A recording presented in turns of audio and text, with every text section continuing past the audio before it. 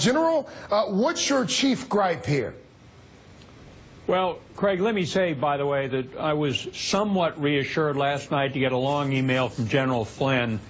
What we may have here is a case of real inexperience on dealing with social media as these people move from this savage campaign mode into governance. So, you know, Twitter feed may be better for teenage intrigue than policy formulation. So when they're retreating these nonsense fantasy stories, I'm not too sure they understood. They seem to be endorsing them.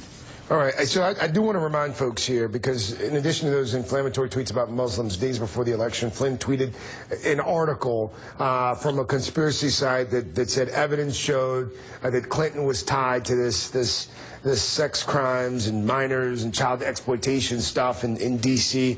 You said originally that the tweets themselves bordered on, quote, being demented. Now you've got this email in from General Flynn. I'm not asking you, of course, General, to divulge information in that email, but what was it perhaps that helped you feel a little bit better now about General Flynn as National Security Advisor? Well, I think part of it is probably the uproar that it caused. And again, you know, that story on the pizza and secret chambers and trying to impugn Secretary Clinton and former White House Chief Staff John Podesta, that is demented. So hopefully this is a recognition that, look, you got to govern the country. Millions of people voted for President-elect Trump. They got to take office. They got to be thoughtful.